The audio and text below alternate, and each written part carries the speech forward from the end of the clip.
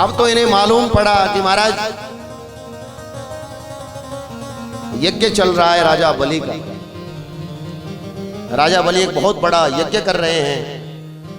उस यज्ञ को की ओर ये बढ़ जाते हैं। राजा बलि के यज्ञ की ओर बढ़ चलते हैं। दिव्य रूप है, एक कौपीन वस्त्र पहना हुआ है, पैरों में लकड़ी के खड़ाऊ हैं, कंधे पर यज्ञोपवीत है, हाथ में कमंडलू है और एक छाता लेकर के वामन भगवान ऐसे दिव्य रूप में भगवान चले जा रहे हैं। किसकी ओर जा रहे हैं? राजा बलि के यज्ञ की ओर बढ़ते चले जा रहे हैं बड़े आनंद के साथ। जैसे ही राजा बलि के यज्ञ की निकट आते हैं, उसी समय दूर से ही राजा बलि ने उनको देखा और देख करके विचार करने लगा, शायद आज मेरे यज्ञ में साक्षात सूर्य नारायण पदार्पण कर रहे हैं। अहो भाग्य है मेरे, सूर्य नारायण मेरे यज्ञ में आ रहे हैं। लेकिन धीरे धीरे जैसे वो थोड़े आगे को आए रहे, नहीं, ये सूर्य नारायण नहीं, ये तो साक्षात चंद्रमा है। क्योंकि सूर्य जब निकट आते हैं तो वो लोग जलाते हैं, लेकिन चंद्रमा जब निकट आता है तो शीतलता प्रदान करता है, आनंद प्रदान करता है। ये तो साक्षात चंद्रमा है। पर जब वो और आगे बढ़े, अरे नहीं, ये तो कोई दिव्य ऋषि हैं। मैंने आज तक ऐसा ब्रह्मचारी बालक अपने जीवन में नहीं देखा। धन्य हो जाते हैं उनका दर्शन करके। और मानो ऐसा कहा जाता है कि राजा बलि उनके चरणों में गिर जाते हैं। चरणों में गिर करके वामन भगवान को प्रणाम करने लगते हैं। महाराज, अहो भाग्य मेरा यज्ञ सफल हो गया, मेरा यज्ञ धन्य हो गया। आपके चरण मेरे यज्ञ में पड़ गए। महाराज आइए, चरण धोते हैं, अंदर ले जाते हैं और पूछने लगते हैं, महाराज आपको जो चाहिए सो मांग लो, जो इच्छा हो सो मांग लो। अच्छा, वामन भगवान पहले कहते बोले हमें कुछ नहीं चाहिए। संसार का नियम भी है, जो कुछ ना मांगे उसको सब कुछ देने के लिए बिन मांगे मोती मिले और मांगे मिले ना। मांगने से कुछ नहीं मिलता, बिना मांगे ही सब कुछ प्राप्त होता है। उस समय कहते हैं कि वामन भगवान कह रहे हैं हमें कुछ नहीं चाहिए। नहीं, हमारी इच्छा है, आप आए हैं कुछ ना कुछ तो देंगे। आप एक महल मांग लीजिए, एक पूरा का पूरा नगर मांग लीजिए, पूरा ग्राम मांग लीजिए, जहां तक आपकी दृष्टि जाती है वहां तक कुछ मांग लीजिए। जब वो इतनी जिद करने लगे तो महाराज कहने लगे कि देखो हम ज्यादा मांगते नहीं है, लेकिन जब तुम इतना देना ही चाहते हो ना तो बस 3 पग भूमि, बोलो हमें ज्यादा नहीं 3 पग भूमि दे दो। हंसने लगे राजा बलि, अरे जितने छोटे से हो उतनी छोटी सी मांग भी करते हो, मांगते भी थोड़ा ही हो। 3 पग का क्या करोगे? वामन भगवान कहने लगे देखो भैया, ज्यादा की हमें लालसा नहीं है। 3 पग भूमि में बैठ करके हम भगवान का भजन कर लेंगे, संध्या वंदन कर लेंगे। भाई इतनी जगह चाहिए, इससे ज्यादा जगह का हम क्या करेंगे फालतू में? सारे कमरे पड़े रहते हैं, उनको कौन साफ सफाई करेगा, कौन रख रखाव करेगा? हमें तो थोड़ी सी जगह चाहिए। राजा बलि कहते मैं अपने पैर से नाप दूं? बोले नहीं, हमें लेंगे भी अपने। बोले आपके इतने से तो पैर है महाराज। बोले नहीं, हम अपने ही पैर से नापेंगे, आपके पैर से हम नहीं लेंगे। और मानो जब वो उद्यत हो जाता है तो महाराज राजा बलि कहने लगता है कि ठीक है, तो महाराज जो तुम मांगना चाहते हो 3 पगी से ही मैं वही देने के लिए तैयार हूं। बोले वैसे नहीं, हम तो संकल्प पूर्वक लेते हैं, वचन दो पहले।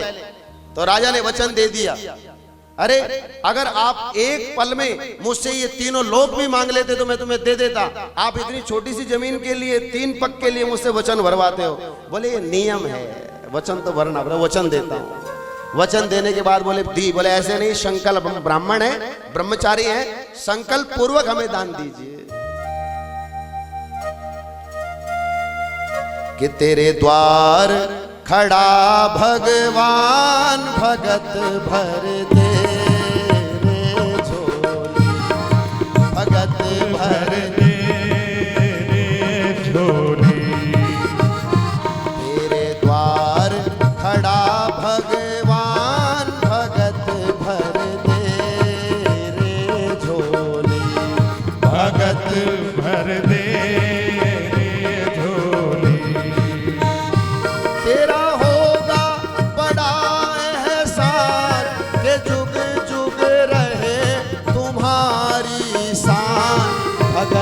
भर दे रे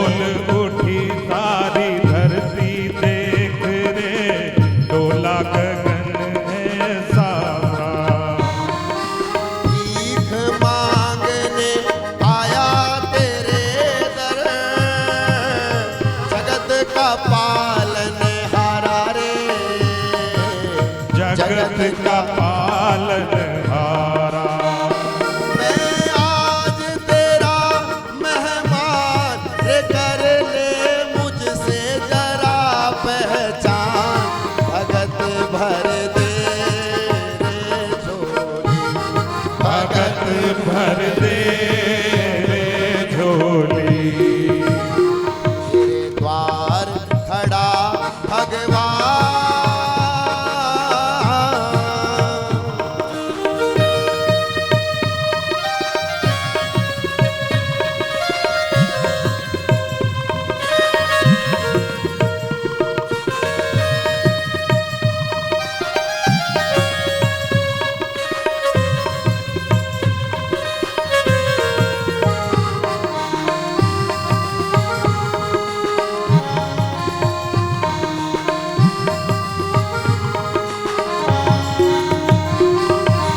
आज लौटा दे रे सर्वस्व अपना, मान ले कहना मेरा। आज लुटा दे रे सर्वस्व अपना, मान ले कहना मेरा। मिट जाएगा पल में तेरा, जन्म जन्म का फेरा रे, जन्म जन्म का फेरा। तू छोड़ सकल अभिमान, अमर कर ले रे तू अपना दान। भगत भर दे रे झोली, भगत भर दे रे झोली। तेरे द्वार खड़ा भगवान,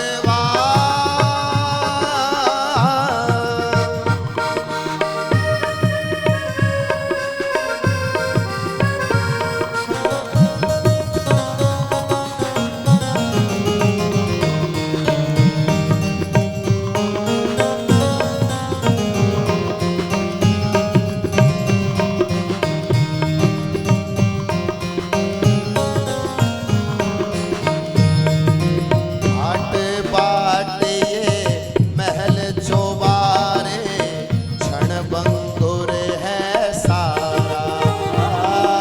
ठाट बाट ये महल चौबारे, क्षण भंगुर है सारा। स्वार्थ के ये झूठे बंधन, तू ना किसी का प्यारा रे, तू न किसी का प्यारा। बस एक सखा तेरा दान, मिला दे तुझसे तेरा भगवान। भगत भर दे रे झोली, भगत भर दे रे झोली। तेरा द्वार खड़ा भगवान। भगत भर दे रे झोली, भगत भर दे रे झोली। तेरा होगा बड़ा एहसान, ओ तेरा होगा बड़ा एहसान रे, जुग जुग रहे तुम्हारी शान। भगत भर दे रे झोली, ओ भगत भर दे रे झोली। भगत भर दे रे झोली, भगत भर दे रे झोली। भगत भर दे रे झोली।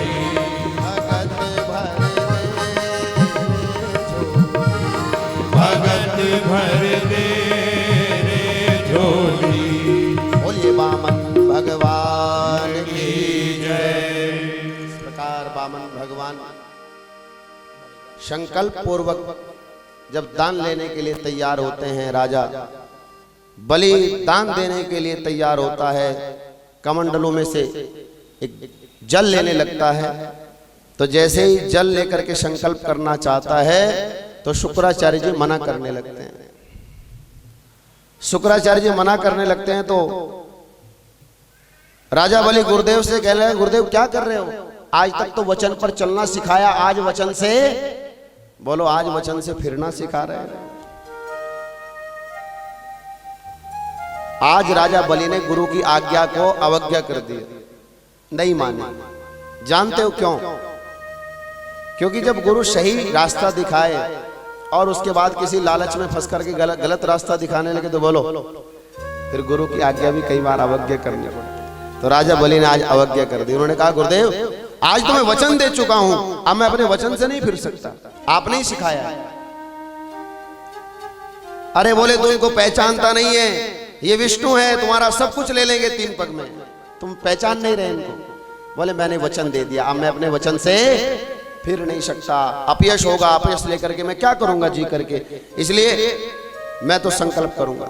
जब नहीं माने तो शुक्राचार्य जी छोटा सा रूप धारण करके उसकी टोंटी में बैठ जाते हैं, जिससे जल निकलता ना, बैठ गए वहीं जाकर। जब जल ना निकला पूरा, उसको ऐसे किया तो छींक उठाई और उसमें डाल के देखी तो शुक्राचार्य जी की एक आंख में जाके लग जाती, एक आंख शुक्राचार्य जी की बोलो फूट जाती है। बोले गुरु होकर के 2 आंखों से देखते हो, एक दृष्टि से देखना चाहिए, गुरु की सम दृष्टि होनी चाहिए, इसलिए एक आंख उनकी फूट जाती है। जल निकला, संकल्प किया, ब्राह्मण रूपाय वामनाय इमाम त्रीणी पदानी पृथ्वी शम प्रददे। जैसे ही संकल्प करके भगवान के हाथ में 3 पद का संकल्प छोड़ा और भगवान ने कहा कि अब थोड़ा सा नेत्र बंद करके ध्यान कर लो, स्मरण कर लो। नेत्र बंद करके जैसे ध्यान स्मरण किया, भगवान वामन ने जो इतने छोटे से लग रहे थे, बोलो अपना शरीर बढ़ाना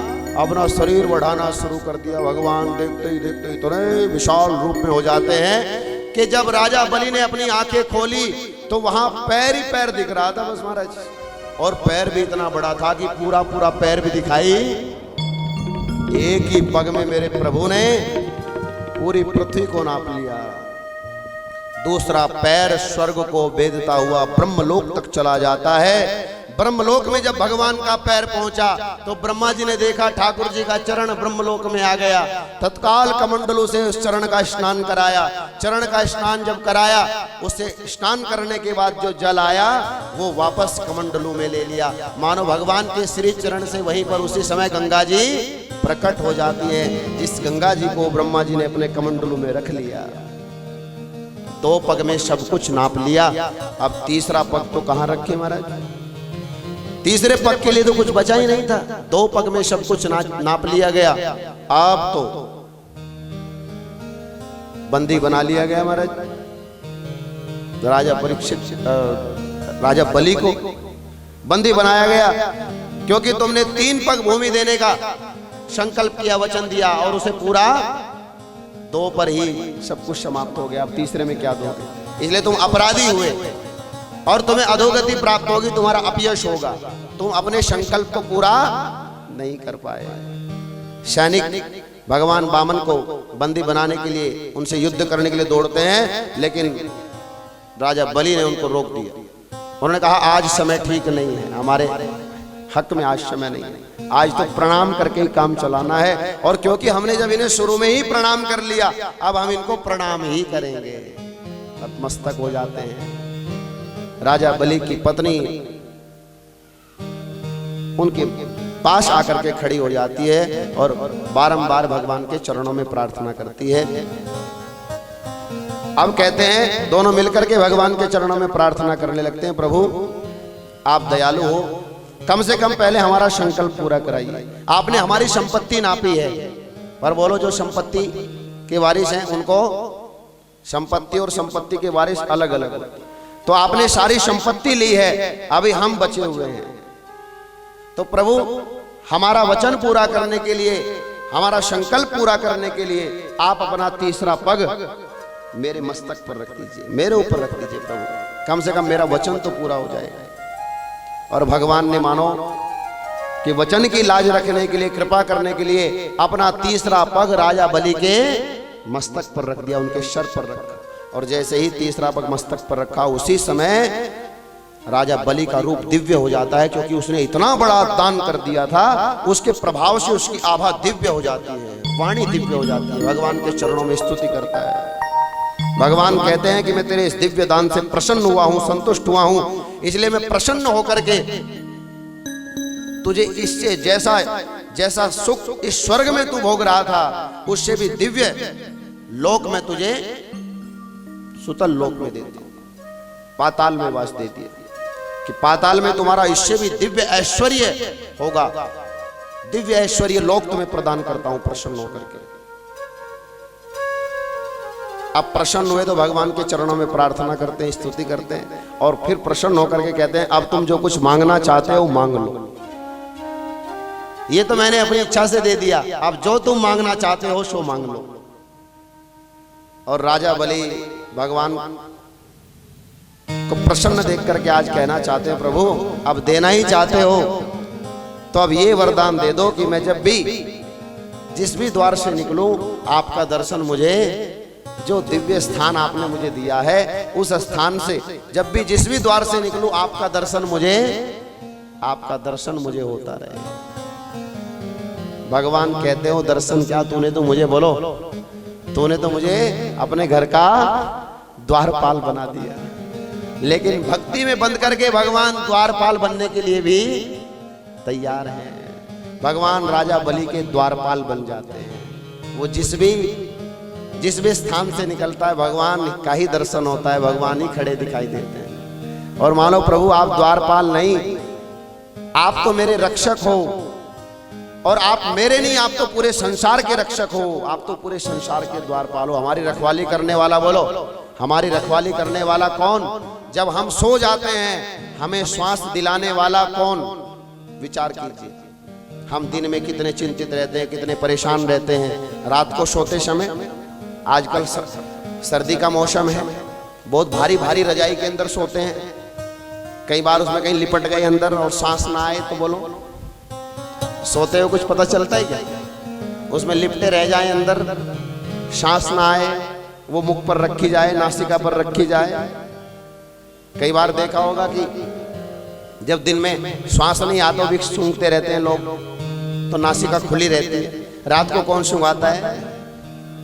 ऐसी स्थिति में नाक बंद हो जाए, श्वास ना आए, मुख पर रजाई रखी जाए, कुछ हो जाए, बोलो कौन रक्षा कर रहा है? हम सबके द्वारपाल तो बोलो साक्षात भगवान ही है। वही तो श्वास दिलाते हैं, उन्हीं के कारण तो संसार में हम चल रहे हैं। मुख्य तो वही है। भगवान से बारंबार प्रणाम करते हैं, प्रभु बड़े दयालु हैं आप, कृपालु हैं। लक्ष्मी जी को जब ये पता चला कि भगवान तो राजा बलि के द्वारपाल बन गए, नारद जी ने जब ये सूचना दी तो बड़ी चिंता में पड़ जाती है, वैकुंठ में कौन रहेगा? भगवान तो पाताल लोक में चले गए, राजा बलि के यहाँ पर रहते हैं। अब वैकुंठ में तो लक्ष्मी जी चली जाती हैं रक्षाबंधन वाले दिन राखी लेकर के, रक्षा सूत्र लेकर के, और राजा बलि को जाकर के राखी बांध दी। राखी बांध दी तो उन्होंने कहा बोलो बहना क्या चाहिए, जो तुम्हें चाहिए सो मांग लो। बोले बस मुझे कुछ नहीं चाहिए। बोले नहीं नहीं कुछ तो लेना पड़ेगा। तो बोले वचन दो जो मैं मांगूंगी वो मुझे दोगे। बोले ले, वचन की भी कोई बात है, लो वचन दिया, जो तुम मांगोगी वो दूंगा।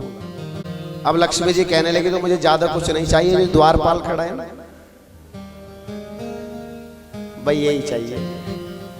और ऐसे लक्ष्मी जी भगवान को वहां से ले आती है। लेकिन आज भी ये भगवान अपने एक रूप से सदा बलि के यहाँ पर निवास करते हैं और एक रूप से वैकुंठ में निवास करते हैं। बोलिए वामन भगवान की जय। ऐसे भगवान परम कृपालु हैं, दयालु हैं, जो सदैव अपने भक्तों का कल्याण करते हैं।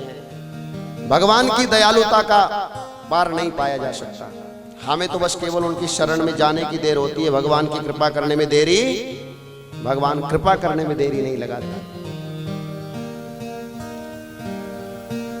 आदरणीय सुखदेव जी महाराज परीक्षित जी को सूर्यवंश की कथा श्रवण कराते हैं। सूर्यवंश यानी जिस वंश में भगवान राम प्रकट होते हैं, जिस वंश में साक्षात भगवान राम आते हैं, ऐसे उस वंश परंपरा की कथा श्रवण कराते हैं। आदरणीय सुखदेव जी महाराज कहते हैं कि देखो मभगवान नारायण सर्वप्रथम संसार में प्रकट होते हैं। भगवान नारायण से ब्रह्मा जी प्रकट होते हैं और ब्रह्मा जी से मरीचि जी से कश्यप ऋषि और कश्यप ऋषि जी से ही विवस्वान प्रकट होते हैं। विवस्वान यानी सूर्य नारायण, विवस्वान को ही सूर्य कहा जाता है। यहीं से ये वंश सूर्य वंश कहलाता है। यहीं से इस वंश का नाम सूर्यवंश हो जाता है। विवस्वान सूर्य से वैवस्वत मनु होते हैं और वैवस्वत मनु से सुद्युम्न होते हैं। वैवस्वत मनु के यहां पर 10 पुत्र और भी होते हैं। उसमें से एक पुत्र का नाम सरियाती होता है। सरियाती के यहां पर एक कन्या का नाम जन्म होता है जिसका नाम होता है सुकन्या। वो सुकन्या एक बार अपने पिता के साथ जंगल में जाती है तो वहां च्यवन मुनि तपस्या कर रहे थे। उनके शरीर पर दीमक लगी हुई थी। कौतूहल पूर्वक उसने दीमक जहां पर लगी हुई थी नेत्रों में से प्रकाश आ रहा था। कौतूहल पूर्वक उस पुत्री ने क्या किया, सीख लेकर के उन स्थानों में वो सीख डाल दी जिससे उन स्थानों से रक्त बाहर आया। वो महाराज च्यवन मुनि के नेत्र थे, दोनों नेत्र फूट गए थे जिसके कारण उसे रक्त बाहर आया। ऐसा होने से राजा की पूरी सेना का मलमूत्र जो है बंद हो गया। पूरी सेना का जब मलमूत्र बंद हो गया तो राजा समझ गया कुछ न कुछ अनहोनी होगी। कन्या से पूछा क्या किया तुमने? डर में उसने बताया कि ऐसी ऐसी बात हुई। अब राजा च्यवन मुनि के चरणों में जाकर गिर जाते हैं और इस अपराध के कारण अपनी पुत्री का विवाह च्यवन मुनि के साथ में कर देते हैं कि तुमने उनको नेत्रहीन कर दिया, इसलिए उनके पूरे जीवन का ख्याल अब तुम ही रखो। उनका विवाह उनके साथ कर देते। अब वो वृद्ध थे और नेत्रहीन भी हो गए थे। वो बड़ी दिव्यता के साथ पुत्री उनकी सेवा करती रही। उसकी सेवा से प्रसन्न होकर के एक दिन च्यवन मुनि ने दिव्य सरोवर का निर्माण किया जिसमें स्नान करने से वो युवावस्था को प्राप्त हो जाते हैं। और अश्वनी कुमारों को उन्होंने सोमरस का पान कराया जिससे अश्वनी कुमारों ने पुनः से नेत्र प्रदान कर दिए और ऐसे उनका जीवन सुखी हो जाता है। ऐसे उनका जीवन आनंदित हो जाता है। सूर्यवंश के एक प्रतापी राजा होते हैं जिनका नाम होता है नभग। ये बड़े प्रतापी हुए। नभग से नाभाग हुए और नाभाग से अम्बरीश होते हैं। अम्बरीश जी पूरी पृथ्वी के सम्राट हुए। उन्होंने बड़ा दिव्य राज्य किया, लेकिन फिर भी इनके मन में लेश मात्र भी अभिमान नहीं आया। जानते हो क्यों नहीं आया? क्योंकि ये भगवान नारायण के भक्त थे और हमेशा एकादशी का व्रत किया करते थे। हमेशा एकादशी का व्रत किया करते थे। और एकादशी के व्रत से आप सब जानते हैं कि एकादशी के व्रत से भगवान नारायण परम प्रसन्न होते हैं। एकादशी के व्रत से भगवान नारायण इतने प्रसन्न हुए इनके ऊपर कि सुदर्शन चक्र को इनकी सेवा में रख दिया। सुदर्शन चक्र इनकी सेवा में हमेशा रहता था। भगवान नारायण ने इनको वो प्रदान कर दिया कि ये हमेशा तुम्हारी सुरक्षा में रहेगा। एक बार क्या होता है, ये एकादशी का व्रत थे। अगले दिन प्रातः द्वादशी के दिन महाराज दुर्वासा ऋषि का पदार्पण हो जाता है और वो पहुंचे वहां। दुर्वासा ऋषि जी को देख करके उन्होंने उनके चरणों में वंदन किया, प्रणाम किया और उनसे कहा महाराज आप आ गए, ये बड़ी कृपा हुई। मैं ब्राह्मण भोजन करा करके ही अपना व्रत खोलूंगा। ये बड़ी कृपा हुई, आप आ गए। उन्होंने कहा मैं अभी संध्या वंदन करके आता हूँ, स्नान करके आता हूँ। और वो स्नान करने चले गए, संध्या वंदन करने चले गए। विलंब हो जाता है, कुछ देर हो जाती है। देर होने के कारण जानते हो क्या हुआ? द्वादशी में त्रयोदशी प्रवेश कर रही थी। तो जो एकादशी का व्रत करने वाले हैं उन्हें अपना पारणा द्वादशी के अंदर ही करना होता है। द्वादशी में ही उन्हें एकादशी का पारणा करना होता है। तो महाराज ने सोचा कि त्रयोदशी लग जाएगी और मैं अपने व्रत का पारणा नहीं कर पाया तो क्या करूं। लेकिन वो व्रत जानते हो कैसे करते थे? कौन सा व्रत करते थे जानते हो? निर्जल व्रत करते थे। जल भी नहीं पीते थे। ऐसे वो एकादशी का व्रत करते थे। तो जब उन्होंने देखा कि समय बीतता जा रहा है और महाराज अभी तक नहीं आए, दुर्वासा ऋषि अब तक नहीं आए, तो उन्होंने कहा कोई बात नहीं, मैं तब तक जल पी लेता हूँ, भोजन में उनको कराने के बाद ही करूँ। तो उन्होंने हाथ में जल लिया और जल लेकर के जैसे पिया ही था कि उसी समय दुर्वासा ऋषि आ गए। और जैसे ही दुर्वासा ऋषि ने देखा, अरे तुमने कहा था मैं तुम्हें भोजन पानी कराने के बाद ही कुछ ग्रहण करूंगा और तुमने तो पहले ही ग्रहण कर लिया। अब दुर्वासा ऋषि का नाम सुनकर ये सारे कांप जाते थे। वो बड़े क्रोधी थे। दुर्वासा ऋषि जी एकदम क्रोध में भर जाते हैं, ज्वाला। और उसी समय उन्होंने कृत्या नाम की अग्नि छोड़ दी उनके ऊपर। और कृत्या नाम की अग्नि जैसे ही छोड़ी तो सुदर्शन चक्र, तो बोलो भगवान के भक्त की रक्षा में खड़ा ही था। सुदर्शन चक्र तत्काल खड़ा हो जाता है और उसने उसी समय उस कृत्या नाम की अग्नि को भस्म कर दिया। और वो अब दुर्वासा ऋषि जी के पीछे लगा। दुर्वासा ऋषि जी के पीछे जब चक्र लगा तो दुर्वासा ऋषि जी वहां से भागने लगे। दुर्वासा ऋषि जी वहां से आगे आगे भागते हैं, ब्रह्मलोक जाते हैं। सुदर्शन चक्र पीछे पीछे जाता है। ब्रह्मा जी ने कहा इससे हम तुम्हारी रक्षा नहीं कर सकते, तो कहाँ जाएं? भगवान शंकर जी के पास जाओ। शंकर जी के पास जाते हैं दौड़ते दौड़ते, प्रभु रक्षा करो। भगवान कहने लगे देखो ये सुदर्शन चक्र भगवान नारायण का है, उन्हीं की शरण में जाओ, वही तुम्हारी रक्षा करेंगे। नारायण भगवान के चरणों में जाते हैं। भगवान कहते हैं मैं कुछ करने वाला नहीं हूं, मैं तो सदैव अपने भक्तों के अधीन रहता हूं। जैसा मेरे भक्त मुझसे कराते हैं मैं तो वैसा करता हूं, इसलिए मेरे भक्त की शरण में जाओ।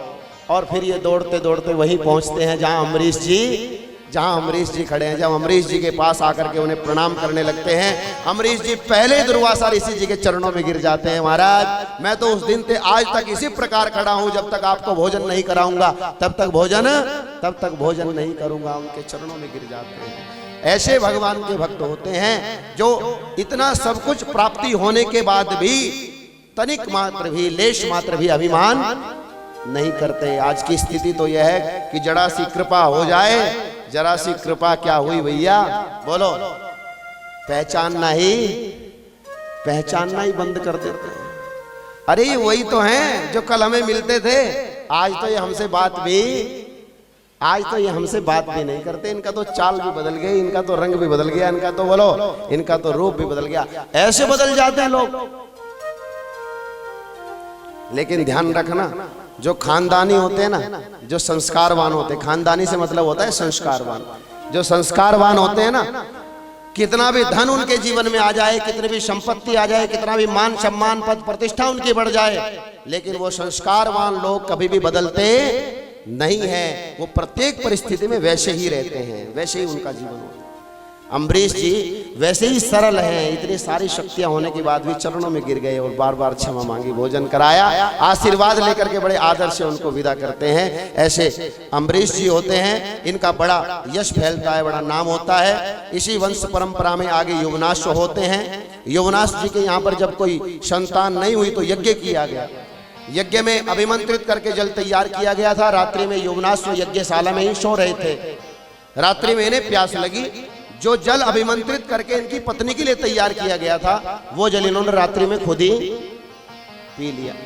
अब जब खुद पी लिया तो बोलो संतान भी इन्हीं को ठहर गई, गर्भ इन्हीं को ठहर गया। अब गर्भ ठहर गया तो क्या ऑपरेशन करके पेट चीर करके समय आने पर बालक निकाला गया। लेकिन बालक तो उत्पन्न हो गया, पर वो दूध, बोलो दूध किसका पिए? तो वो रुदन कर रहा है, रो रहा है। तब इंद्र देवता ने अपना अंगूठा उसके मुख में रख दिया। उसका नाम हुआ मानधाता। मानधाता उसका नाम हुआ। और मानधाता के वंश में मुचुकुंद, इसी वंश परंपरा में त्रिवंदन, त्रिशंकु और महाराज हरिश्चंद्र हुए। महाराज हरिश्चंद्र ने सत्य के लिए सर्वस्व लुटा दिया था, सर्वस्व न्यौछावर कर दिया था। आज हम राजा हरिश्चंद्र का नाम लेते हैं, बहुत सारे लोग तो केवल यही कहते हैं कि कोई छोट जरा सा सत्य बोल ले तो हम उसको ये कहने लगा ये बड़ा आया हरिश्चंद्र, ये बड़े आए हरिश्चंद्र की संतानें। हरिश्चंद्र का नाम हमें जितना सरल लगता है, कभी उनकी जीवनी को पढ़ के देखना। आज मेरे पास इतना समय नहीं है, मैं उस पर ज्यादा चर्चा नहीं कर सकता, क्योंकि आज ठाकुर जी का जन्म होना है तो वहां पहुंचना है। हरिश्चंद्र जी ने सत्य के लिए सर्वस्व, जो चक्रवर्ती सम्राट थे, पूरी भूमि पर, पूरी पृथ्वी पर जिनका राज्य था, ऐसे राजा ने सब कुछ एक पल में दान कर दिया।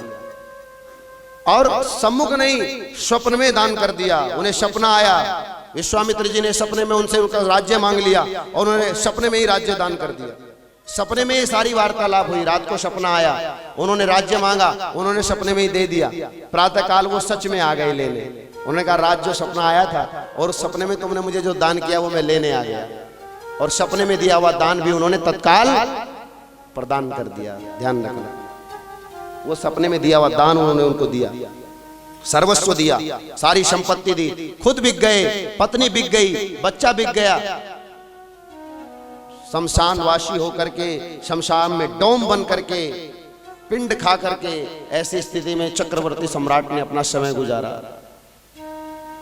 लेकिन अंत में सत्य की जीत हुई, अंत में सत्य की जीत हुई। कठिन परीक्षाएं, जो भगवान के जितने बड़े भक्त होते हैं ना, जितने ऊंचे भक्त होते हैं, उनके जीवन में बड़ी बड़ी परीक्षाएं भी उतनी ऊंची आती हैं, क्योंकि साधारण भक्त परीक्षा बड़ी नहीं दे सकता। इसलिए भगवान उस परीक्षा के लिए भी विशेष भक्त को ही चुनते हैं, विशेष भक्त को चुनते हैं।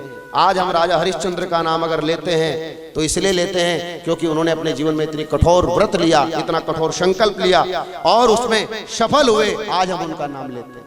ऐसे महाराज हरिश्चंद्र हुए, इसी वंश में आगे बाहुक हुए और इसी वंश परंपरा में आगे शगर होते हैं। महाराज शगर की दो पत्नी है, सुमति और केशनी। केसनी से असमंजस होते हैं और सुमति से एक मांस का पिंड हो जाता है, जबकि भगवान का वरदान था कि उनके दिव्य पुत्र होंगे, परंतु मांस का पिंड हुआ। तो जब वशिष्ठ जी को पता चलता है तो उन्होंने भगवान से प्रार्थना की और भगवान की कृपा से उस मांस के पिंड के 60,000 टुकड़े हो जाते हैं, जिन पर जल का छींटा करते ही वो 60,000 बच्चों के रूप में परिणीत हो जाते हैं। ऐसे 60,000 पुत्र हुए उनके। राजा सगर ने बहुत सारे अश्वमेध यज्ञ किए। जिस समय वो 100 अश्वमेध यज्ञ कर रहे थे, उस समय उन्होंने एक अश्व छोड़ा। इंद्र ने सोचा अगर 100 अश्वमेध यज्ञ पूरा हो गया तो बोलो मेरा सिंहासन चला जाएगा। चिंता हुई तो उन्होंने क्या किया, अश्वमेध यज्ञ के घोड़े को चुरा लिया और जहां पर कपिल मुनि तपस्या कर रहे थे वहां जाकर के उसको छोड़ आए। उसकी सुरक्षा में राजा सगर के 60,000 पुत्र लगे हुए थे, वो पीछा करते चले गए। ऐसा कहा जाता है कि खोजते खोजते उन्होंने इस तरह से पृथ्वी को खोद दिया कि वो सागर के रूप में परिणित हो गई। राजा सगर के पुत्रों ने खोद खोद करके सागर बना दिया। खोजते खोजते वो कपिल मुनि के आश्रम तक पहुंच जाते हैं। उन्होंने देखा कि यहाँ पर ये घोड़ा खड़ा है, महाराज इसे चुरा कर लाए हैं। तो क्रोध में भर करके उनको अनाप शनाप बातें कहने लगते हैं और बिना विचारे जो करे सो पाछे, इन्हें पछताने का भी अवसर प्राप्त नहीं हुआ। जब इन्होंने अनेक प्रकार की बातें की, महाराज कपिल मुनि क्रोध में भर करके नेत्र खोले और उसी समय उनकी क्रोधाग्नि से जल करके ये बोलो भस्म हो जाते। 60,000 पुत्र जल करके भस्म हो गए, राख बन गई। बाद में पता चला यज्ञ का घोड़ा ला करके उनके दूसरे पुत्रों ने यज्ञ संपन्न कराया। इनके वंश में आगे असमंजस से अंशुमान होते हैं। उन्होंने मां गंगा जी को पृथ्वी पर लाने के लिए अनेक प्रकार से तपस्या की, पूरा जीवन तपस्या में चला गया।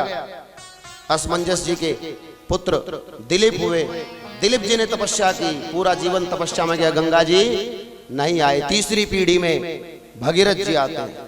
गंगा जी एक पीढ़ी की तपस्या से नहीं आई, गंगा जी को लाने में बोलो कितनी पीढ़ियां लगी, 3 पीढ़ियों की तपस्या लगी। 3 पीढ़ियों की तपस्या में ये स्वर्ग से, उस वैकुंठ धाम से, ब्रह्मलोक से गंगा जी पृथ्वी लोक तक आई हैं। ध्यान रखना, इन गंगा जी का महत्व उतना ही ऊंचा है जितना देवताओं का महत्व ऊंचा है। भगीरथ जी ने जब तप किया तब गंगा जी प्रसन्न होती हैं और आने के लिए तैयार होती है, परंतु उन्होंने कहा मेरा वेग कौन संभालेगा, पृथ्वी पर आऊंगी तो पृथ्वी फट जाएगी और मैं पाताल में चली जाऊंगी, तो क्या करें। भगवान शंकर की प्रार्थना की। भगवान भोलेनाथ ने कहा कोई बात नहीं, मैं अपनी जटाओं में उनको रोक लूंगा और वहां से उनकी धारा बहनी शुरू होगी। तब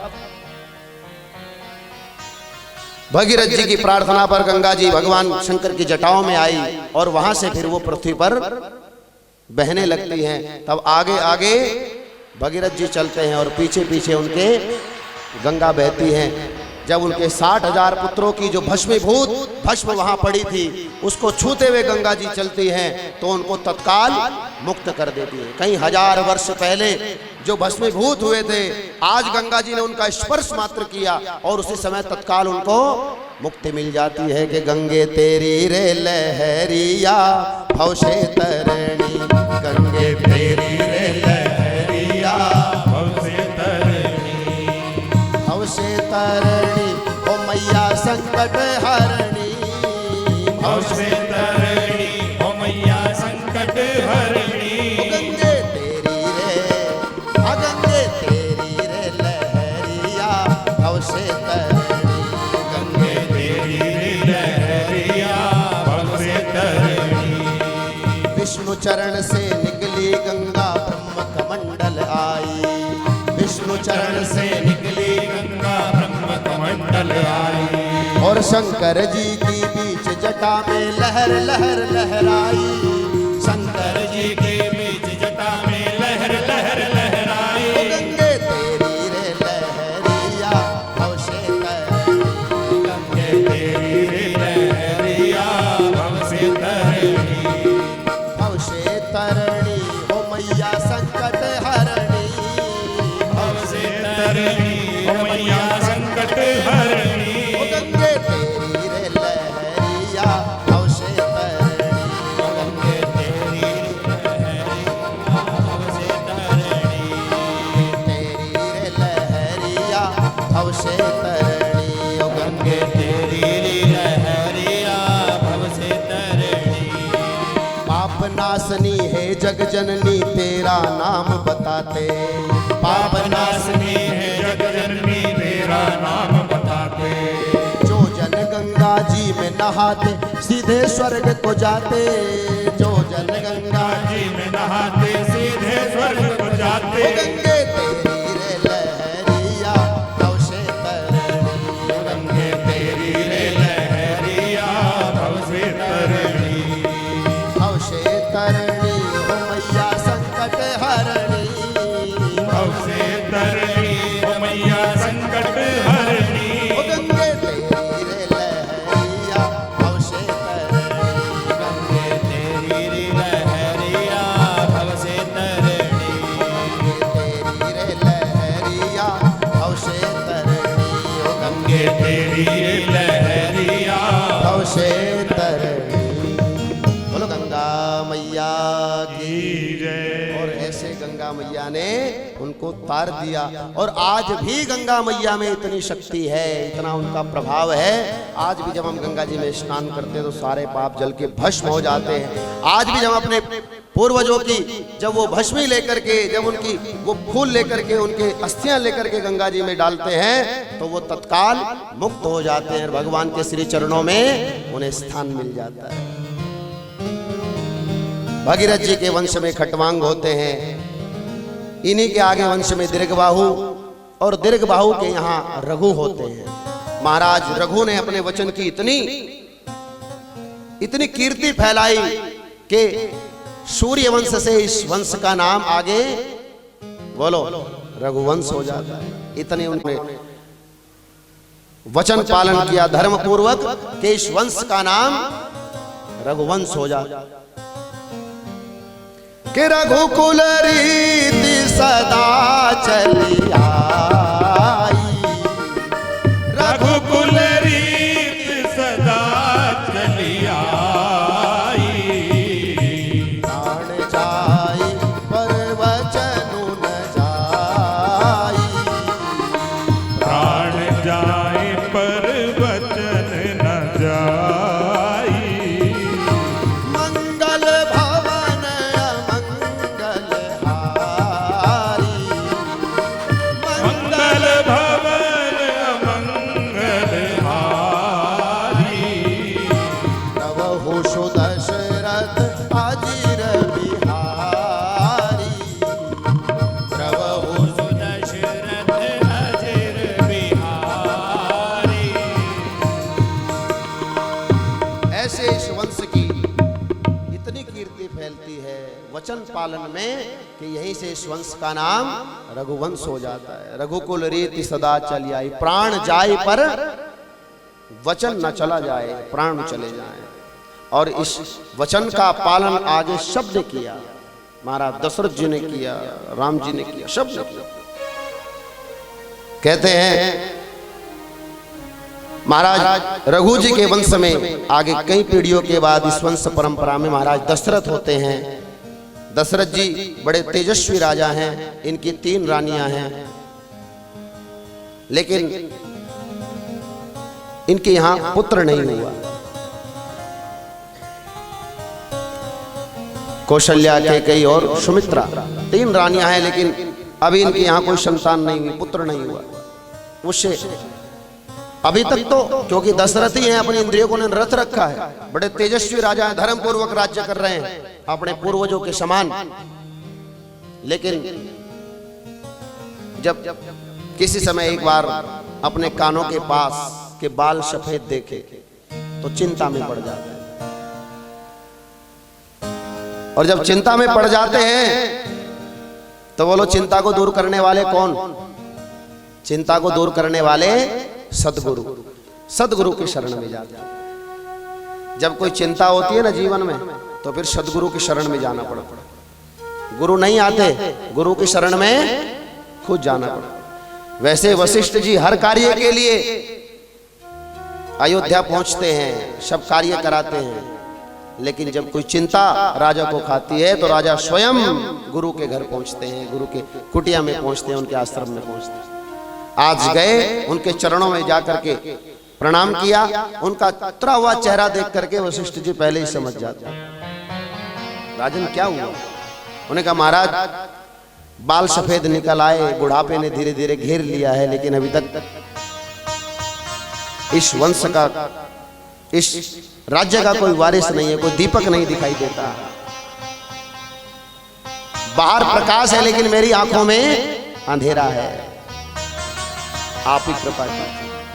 और जब गुरु कृपा होती है तो सब कार्य, बोलो सब कार्य सफल हो जाते हैं।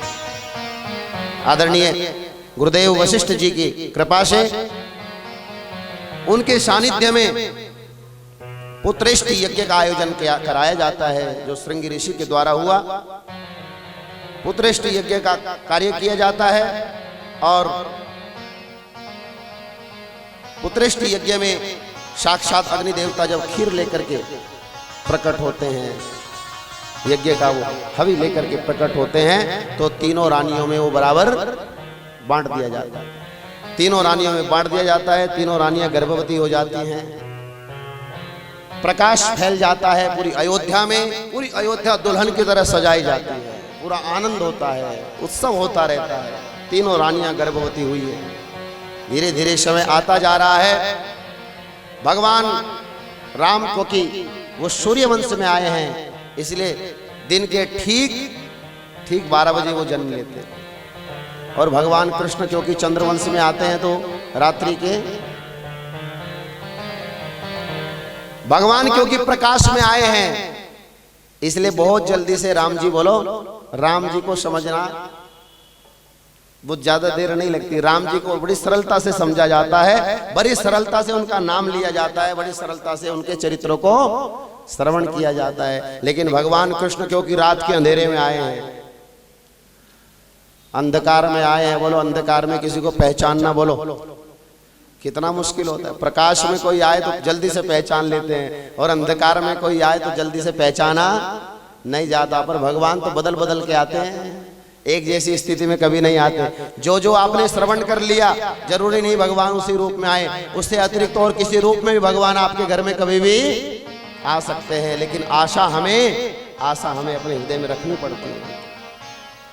धीरे धीरे समय आया। चैत्र मास शुक्ल पक्ष की 9वीं तिथि के ठीक 12 बजे भगवान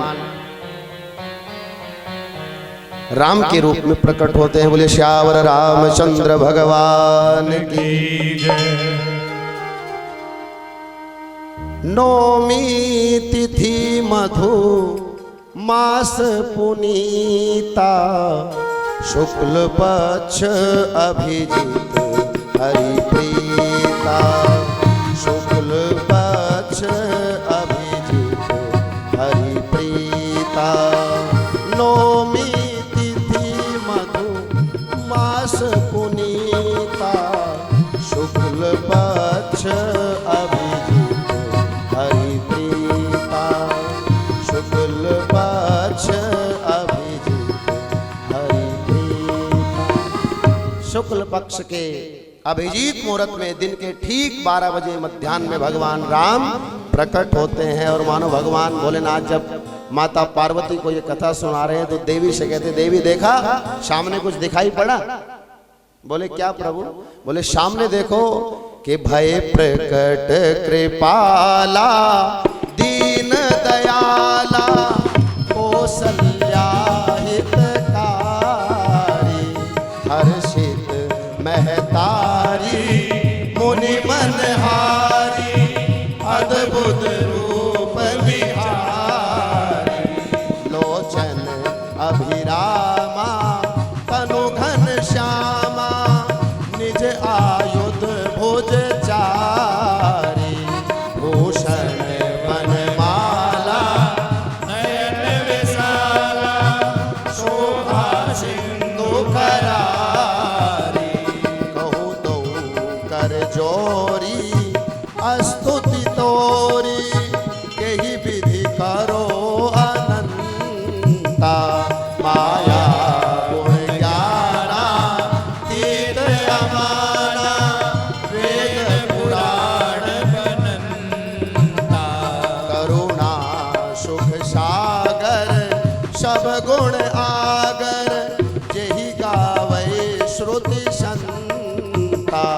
सो मम हित लागी जन अनुरागी भयउ प्रकट श्रीगंधा ब्रह्मांड निकाया निर्मित माया रोम रोम प्रतिवेद कहे सो मम उर्वासी यह उपहासी सुनत धीर मति न रही उपजा जब ज्ञाना प्रभु मुस्काना चरित बहुत विधि कीन चहे यह कथा सुनाई मातु बुझाई जेहि प्रकार रूप प्रेम लहे माता पुनि बोली सोमति डोली तजहु तात यह रूपा शिशु लीला अति प्रिय शीला यह सुख परम अनुपा सुनि वचन सुजाना रोदन ठाना वचन सुजाना रोदन ठाना होए बालक सुर भूपा यह चरित जो गावई हरि पद पावई तेन परहि भव दूबा तेन परई भव कूपा तेन परहि भव दूबा विप्रधेनु सुर संत हित लीन मनुज अवतार निज इच्छा निर्मित तनु माया गुण गोपाल बोले राम लला की जय बोले दशरथ कुमार चारों भैया की और ऐसे राम लखन भरत शत्रुघ्न चारों भाई प्रकट हो जाते हैं। भगवान नारायण ही चारों रूपों में भगवान नारायण ही चारों रूपों में आते हैं। सब प्रकार के आनंद होता है, उत्सव होता है। जैसे ही मालूम पड़ता है अनेक प्रकार के दान किए जाते हैं, नाना प्रकार के दान दिए जाते हैं, नाना प्रकार के दान दिए जा रहे हैं, सब किया जा रहा है, सब बांटा जा रहा है। आज कहते हैं अयोध्या में कोई दरिद्र नहीं रहा, इतना दान लुटाया, इतना सब कुछ दिया। दासियों को जो गले में 9 लगा हार पहन रखा है सब लुटा दिया, सब दे दिया।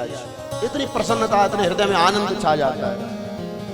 ब्राह्मणों के द्वारा स्वस्ति वाचन वेद पाठ कराए गए, सब प्रकार से भगवान के दिव्य संस्कार होते हैं। चारों भाइयों के नामकरण हो जाते हैं, राम लखन भरत शत्रुघ्न। अब अनेक प्रकार की अटखेलियां होने लगती हैं। बालपन में कहते हैं कि बहुत सारी अटखेलियां भगवान करते हैं। उनके दिव्य चरित्र हैं। देखो भगवान को जो देखता है ना एक बार, वो देखता ही रह जाता है। भगवान के रूप में, उनके नाम में ऐसा सम्मोहन है, ऐसी शक्ति है कि जो उन्हें एक बार देखता है, देखता का देखता रह जाता है। ऐसे भगवान नाम लेते हैं, सब अपने आप को कृतकृत्य मान रहे हैं। साक्षात भगवान भोलेनाथ में उनका दर्शन करने आते हैं। देवता छिप छिप करके लोग अनेक अनेक रूप धारण करके उनका दर्शन करने आते हैं। अयोध्या में रहने वाले आज अपने आप को कृतकृत्य मान रहे हैं कि हम अयोध्या में नहीं, बोलो हम तो वैकुंठ में हैं, जहां साक्षात श्री हरि अवतार लिया है भगवान ने। ऐसा आनंद होता है, उत्सव होता है। बाल लीलाएं भगवान की दिव्य हैं, बहुत ज्यादा चर्चा नहीं करेंगे। अनेक प्रकार की बाल लीलाएं चलती होती हैं। थोड़े से बड़े हुए भगवान उसी समय आदरणीय विश्वामित्र जी आ जाते हैं और अपने यज्ञ की रक्षा के लिए दशरथ जी थे राम और लक्ष्मण को मांग लेते हैं। दुखित तो होता है, उनका मन देने का नहीं होता, लेकिन वशिष्ठ जी ने उन्हें समझाया, अनेक प्रकार की बातें बताई।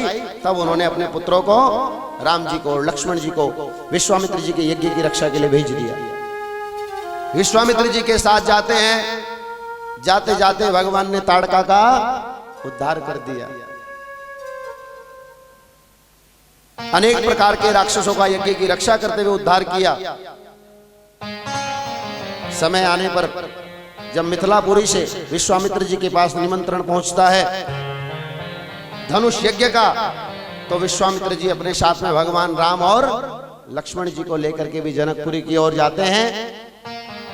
रास्ते में ही पत्थर की बनी हुई अहिल्या का उद्धार भगवान के चरणों से हो जाता है। मिथिला नगरी को पहुंचते हैं तो भगवान के रूप को जो देखता है, देखता रह जाता है। ऐसा भगवान का रूप है जो एक बार देखता है स्तब्ध हो जाता है, रुक जाता है, वहीं ठहर जाता है। भगवान ने अपने दिव्य आचरण से, अपने संस्कारों से अयोध्या को जीत लिया। अपने प्रेम से, अपने लावण्य से, अपने स्वरूप से उन्होंने मिथिला नगरी को जीत लिया और अपनी शक्ति से, अपने क्रोध से उन्होंने लंका को जीत लिया। तीनों स्थानों को भगवान ने अलग अलग रूपों में जीत लिया।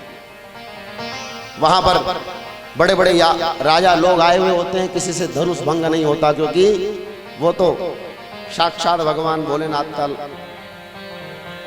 धनुष था। भगवान नारायण के द्वारा ही उसको भंग होना था। भगवान राम जी जैसे उसे छूते हैं उसी समय वो भंग हो जाता है।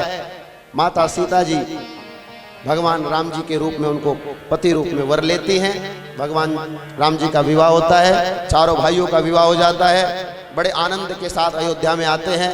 अनेक प्रकार का आनंद उत्सव होता रहता है, कई दिनों तक उत्सव चलता रहता है। इसी के मध्य भगवान राम जी को राजा बनाने की तैयारी होती है कि मंथरा की मति मारी गई और उसने कैकेयी की भी मति भ्रष्ट की। प्रातःकाल राजा बनना है ऐसा रात में सोचा गया, रात्रि में ही कुछ ऐसा हो गया। कैकेयी ने अपने 2 वचन मांग लिए, भगवान राम को वनवास और भरत को राजगद्दी। प्रातःकाल में ही उतनी ही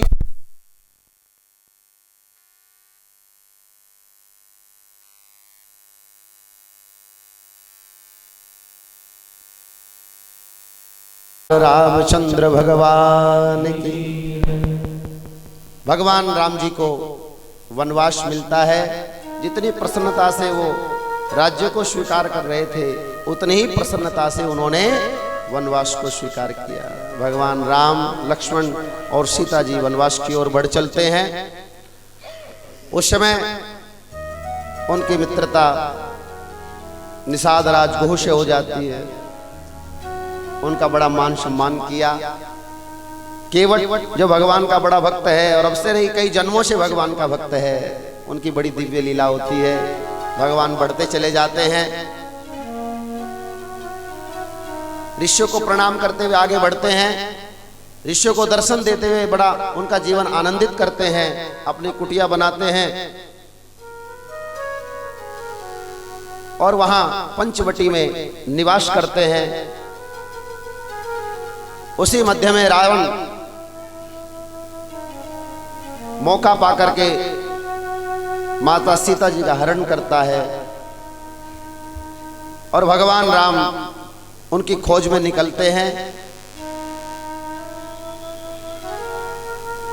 सीता जी का हरण होता है, जटायु का मरण होता है। भगवान राम जटायु जी को अपनी गोद में लेकर के उनके प्राण निकलते हैं। मानो जो संस्कार भगवान राम जी को अपने पिता का करना था, वो संस्कार भगवान राम ने जटायु जी का किया।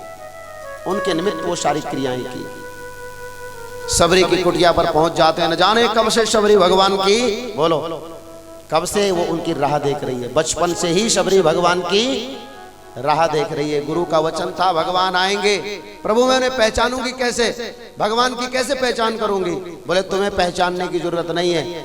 जो भगवान के अनन्य भक्त होते हैं उन्हें भगवान को पहचानने की जरूरत नहीं पड़ती। भगवान खुद उन्हें पहचानते हुए उनके पास आते हैं। इस बात का प्रमाण सबरी है। सबरी कहीं भगवान को ढूंढने नहीं गई, अपनी कुटिया में रही। रोज भगवान का रास्ता बुहारती रही, फूल सजाती रही, कहीं नहीं गई। भगवान खुद चल करके, बोलो भगवान खुद चल करके सबरी की कुटिया में आए। बोलो रामचंद्र भगवान। ऐसे भगवान दयालु हैं, दर्शन दिए। हनुमान जी महाराज से भेंट होती है, सुग्रीव से मिलन होता है, मैत्री होती है। हनुमान जी के द्वारा लंका जलाई जाती है, लंका पर चढ़ाई होती है। भगवान रावण का वध कर देते हैं, लंका पर विजय प्राप्त कर लेते हैं। विभीषण को राजा बना देते हैं अपने स्थान। पुणे से अयोध्या को आते हैं। अयोध्या दुल्हन की तरह सजाई जाती है। अनेक प्रकार का आनंद होता है, उत्सव होता है और भगवान स्वयं राजा बनाए जाते हैं। दिव्य रूप से भगवान अपनी प्रजा का पालन करते हैं पुत्रवत।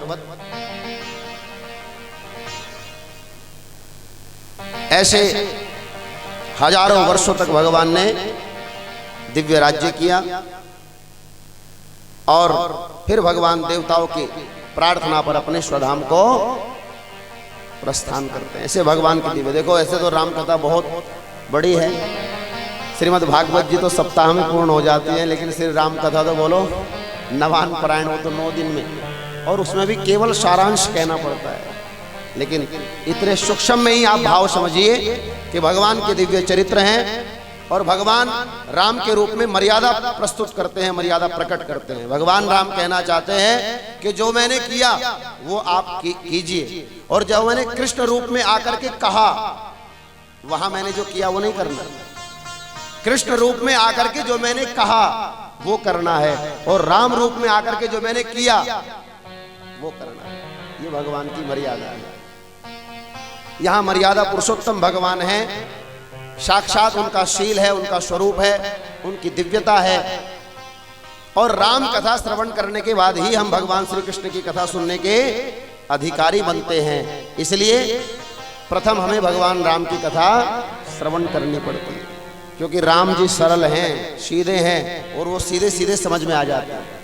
और मानो कहना चाहते हैं ये जो भगवान राम है, मर्यादा में रहने वाले पुरुषोत्तम भगवान हैं, यही भगवान कृष्ण बनते हैं। पहले इन्हें समझ लो, अगर इन्हें आपने समझ लिया तो भगवान कृष्ण भी आपकी समझ में आ जाएंगे। और जिन्हें राम समझ में नहीं आए और जिन्होंने राम कथा नहीं सुने, उन्हें जल्दी से भगवान कृष्ण समझ में आने वाले नहीं है। वो फंस जाते हैं उनकी लीलाओं में। भगवान कैसी कैसी लीलाएं करते हैं। अरे ये वही है जिन्होंने मर्यादा का पालन किया अनेक प्रकार से, अब ये कृष्ण बने हैं, अब अपने भक्तों को अनेक प्रकार का आनंद प्रदान करते हैं। बोले श्यावर रामचंद्र भगवान की जय। और ऐसे भगवान की राम कथा को प्रणाम करते हुए आइए चंद्रवंश की कथा की ओर बढ़ते हैं, जिस वंश में साक्षात भगवान, जिस वंश में भगवान कृष्ण प्रकट होते हैं, चंद्रवंश की कथा की ओर बढ़ रहे हैं। चंद्रवंश में ब्रह्मा जी के पुत्र अत्रि, अत्रि जी के चंद्रमा, चंद्रमा के बुध, बुध के पुरुरवा, इनके 6 पुत्र हुए। इन्हीं में गांधी मुनि होते हैं। गांधी मुनि के पुत्र विश्वामित्र हैं। विश्वामित्र जी के 100 पुत्र हैं। उस वंश में नहुष हुए। नहुष जी के 6 पुत्र हैं। इनके दूसरे नंबर के पुत्र ययाति हैं। ययाति जी का विवाह शुक्राचार्य जी की पुत्री देवयानी से होता है। इनके बालक का नाम नाभि है, और एक बालक का नाम यदु। यहीं से यदुवंश प्रारंभ होता है। देवयानी से 2 बालक हैं जिनका नाम है यदु और तुर्वसु। यदु से यादव और तुर्वसु से यवन होते हैं। शर्मिष्ठा नाम की जो राजकुमारी दासी है और राजकुमारी हो जाती है, उनसे 3 पुत्र होते हैं, द्रुयो, अनु और पुरु। द्रुयो से भोजवंश, अनु से मलेच और पुरु से पौरव होते हैं। पुरु महाराज के वंश में ही आगे चल करके महाराज दुष्यंत होते हैं, इनकी पत्नी शकुंतला, और इन्हीं से भरत होते हैं।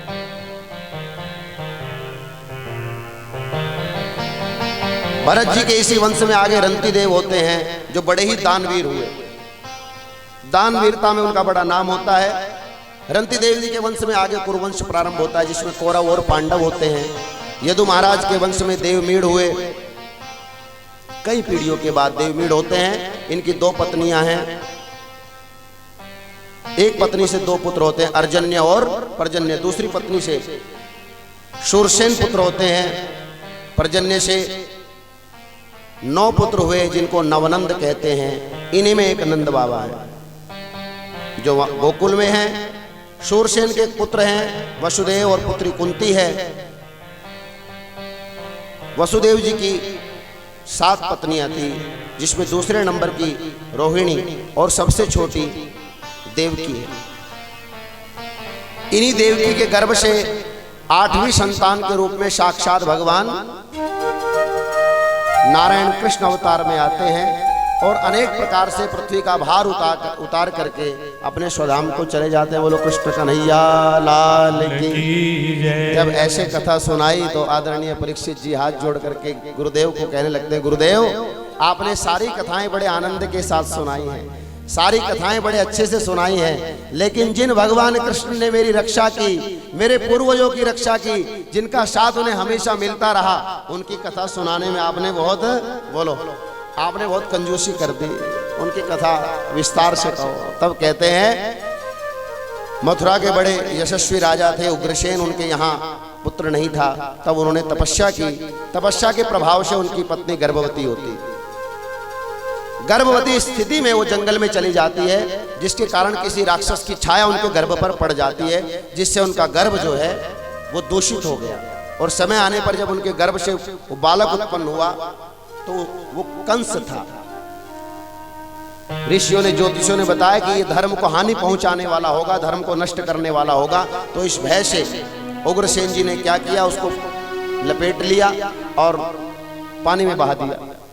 लेकिन शूरसेन जी वहां बैठे थे, उस स्थान पर जब तप कर रहे थे, उन्होंने देखा कोई बालक बहा जा रहा है, तो उसको उठाया और अपने घर ले आए। वसुदेव जी के साथ में ही उनकी पालना करने लगे। थोड़े बड़े हो गए, समय आने पर भगवान की प्रेरणा से नारद जी वहां पहुंच जाते हैं और नारद जी ने जाकर के कंस को बता दिया कि तुम शूरसेन के पुत्र नहीं बल्कि तुम उग्रसेन के पुत्र हो, तुम्हें छोड़ दिया गया था, ये तुम्हें उठा कर ले आए, तुम असली में उनके पुत्र हो। अब तो जब जैसे ही कंस को ये पता चलता है, वो रात्रि में ही वहां से निकल जाता है और तपस्या करने लगता है। भगवान भोलेनाथ का तप किया, उनको प्रसन्न कर लिया। भगवान भोलेनाथ ने प्रसन्न होकर के उनको वरदान दिया और एक दिव्य धनुष दिया कि जिस धनुष को केवल भगवान नारायण ही भंग कर सकेंगे, और जो इस धनुष को भंग कर सकेंगे वही तुम्हारे प्राणों को भी, वही तुम्हारा वध भी करेंगे।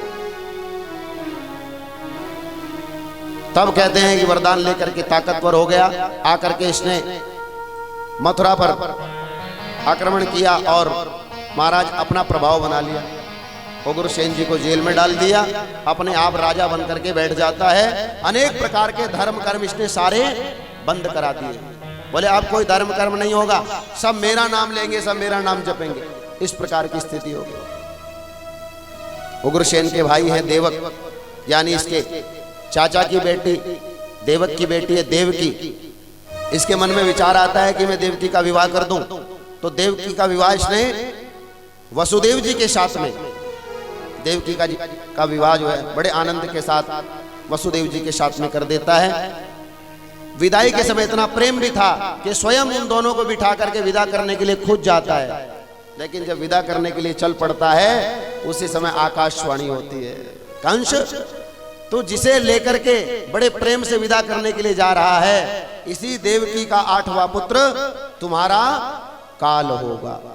जैसे ही सुना इस देवकी का 8वां पुत्र तुम्हारा काल होगा, तो मानो महाराज जो प्रेम था सारा का सारा वो सब प्रेम चला गया। और उसी समय रथ रोका, जिसको इतने प्रेम से विदा करने के लिए जा रहा था, केश पकड़ लिए, तलवार निकाली, मारने के लिए उद्यत हो जाता है। जब मैं इसे आज ही मार दूंगा तो ना इसकी कोई संतान होगी और ना मुझे मार सकेगी। महाराज जब जैसे ही देखा कि मारने के लिए उद्यत हो गया, वसुदेव जी सामने आ जाते हैं और नाना प्रकार की बातें कही, अब ना धर्म निभाते। और उन्होंने कहा कि देखो तुम्हें मेरी पत्नी से तो कोई दिक्कत नहीं है। बोले नहीं, बोले इसके 8वीं संतान से समस्या है। मैं तुम्हें वादा करता हूं कि जो भी संतान होगी वो ला करके तुम्हें ला करके देंगे। तो महाराज जो ये कहा तो ये मान जाता है, इस बात पर तैयार हो गया। लेकिन वापस ला करके इन दोनों को जेल में डाल दिया, कारागृह में बंद कर दिया। उसने कहा जब तक 8वीं संतान नहीं हो जाती तब तक तुम मेरे बंदी बन करके रहोगे। जिस दिन 8वीं संतान हो जाएगी उस दिन मैं तुम्हें मुक्त कर दूंगा, छोड़ दूंगा मैं तुम्हें। और ला करके इसने उनको जेल में डाल दिया। महाराज धीरे धीरे समय आया, देव की गर्भवती होती है, पहला पुत्र उसको हुआ। वसुदेव जी ने ला करके कंस के हाथ में थमा दिया। कंस उस बालक को देखता है, छोटे से बालक को देख करके किसको प्रेम नहीं आता होगा। कंस ने भी देखा, भले कितना बड़ा दुष्ट था, पर देख करके बालक को बोलो प्रेम आया। उसने सोचा मुझे तो 8वीं संतान से समस्या है, पहली से क्या वापस कर देते। भगवान ने सोचा ऐसे वापस कर देगा तो मुझे आने में बहुत देर लगेगी। नारद जी को फिर प्रेरणा होती है, नारद जी पहुंच जाते हैं। बोले इसका पाप का घड़ा जितनी जल्दी भरेगा उतनी जल्दी मेरा अवतार होगा, उतनी जल्दी मैं आऊंगा। तो नारद जी ने जाके समझा दिया, महाराज भगवान की माया का कुछ भी पता नहीं है। भगवान कहां से गिनती शुरू कर दें, शुरू में ही 8वीं आ जाए, उसके बाद फिर 7वीं आए, फिर 6ठी, ऐसे शुरू कर दें, या बीच में से शुरू कर दें, 5वीं पहले आ जाए। भगवान की गिनती का कुछ पता नहीं है। ऐसा दिमाग घुमाया, वो तो पहले ही डरा हुआ था बेचारा, अब तो और चक्कर में पड़ जाता है। उसने सोचा हो ना हो कहीं भगवान पहले ही नंबर में 8वें बन करके आ गए हो। अब तो उसने तुरंत उस बालक को लिया और सिल पर पटक देता है, प्राण निकल जाता है। पहले बालक को मार दिया, समय आने पर दूसरा हुआ, दूसरे को मार दिया, तीसरे को मार दिया, चौथे को मार दिया, 5वें को मार दिया, 6ठे को मार दिया। 6 बालक देवकी के मार दिए। अब 7वें नंबर पर बलराम जी आ गए। जिस समय ये शेषावतार राम अवतार में छोटे बन करके आए थे राम जी से, इस बार ये बड़े बन करके आ रहे। सेवा के प्रभाव से इन्होंने भगवान से कहा था, प्रभु मुझे कुछ देना चाहते हो ना तो इस बार मुझे बड़ा बनाना। क्यों बड़ा बनाना? क्योंकि मैं आपकी सेवा करता हूं ना, तो आप मुझे आज्ञा करते हो जाओ लक्ष्मण अब तुम सो जाओ, तो मुझे जाना पड़ता है क्योंकि मैं आपकी आज्ञा का उल्लंघन नहीं कर सकता। लेकिन जब मैं बड़ा बनूंगा तो फिर मैं आज्ञा दूंगा कृष्ण भी और सेवा कराओ अपनी, तो फिर मैं जब तक छकूंगा नहीं तब तक सेवा करता रहूंगा। इसलिए इस बार मुझे बड़ा बनाना। तो भगवान ने इस बार शेषावतार बलराम जी को पहले भेज दिया। पर जैसे ही पहले भेज दिया और वो विचार कर रहे हैं कि कहीं अगर ये वहां प्रकट हो गया तो कंस इसको क्या मारेगा, ये शुरू में ही कंस को मार देगा, मेरे जाने से पहले ही सारा काम संपन्न कर देगा, लीला हो नहीं पाएगी। इसलिए भगवान ने क्या किया, उस गर्भ को वहां से खिंचवा करके रोहिणी के गर्भ में स्थापित करा दिया। पता चला भाई 7वें का क्या हुआ, बोले 7वां तो खराब हो गया, 7वां गर्भ नहीं ठहर पाया, बेकार हो गया बीच में ही। अब 8वें नंबर पर भगवान स्वयं आ रहे हैं। धीरे धीरे वैसी अनुकूलता, वैसी स्थितियां बनती जा रही है। भाद्रपद मास निकट आया, कृष्ण पक्ष चल जाता है। भाद्रपद मास के कृष्ण पक्ष की अष्टमी तिथि में भगवान रात्रि को आते हैं। अपनी माया को यशोदा मैया के यहां गोकुल में भेज देते हैं। माया वहां प्रकट होगी और भगवान, और देखो भगवान और माया साथ साथ ही प्रकट होते हैं। भगवान की माया भगवान के साथ ही रहते हैं, भगवान की माया कहीं जाती नहीं है, ध्यान रखना। निरंतर भगवान की माया संसार में रहती है। उधर माया को भेज देते हैं, इधर स्वयं आते हैं। ऋषिगण देवता लोग गर्भ स्तुति करते हैं, भगवान आ रहे हैं गर्भ में, तो ऋषि लोग देवता लोग गर्भ की स्तुति करते हैं। जो गर्भ नरक के समान कहा जाता है, जो गर्भ इस प्रकार से अपवित्र कहा जाता है, अशुद्ध कहा जाता है, गर्भ से जब बालक होता है तो 40 दिन में शुद्ध हो पाते हैं। ऐसे गर्भ में जब भगवान आते हैं तो ऐसे गर्भ की स्तुति देवता करते हैं, ध्यान रखना। ऐसे गर्भ की स्तुति देवता गा रहे हैं। ऋषिगण उस गर्भ की स्तुति करते हैं, बारंबार प्रणाम करते हैं। और धीरे धीरे समय आता है, भगवान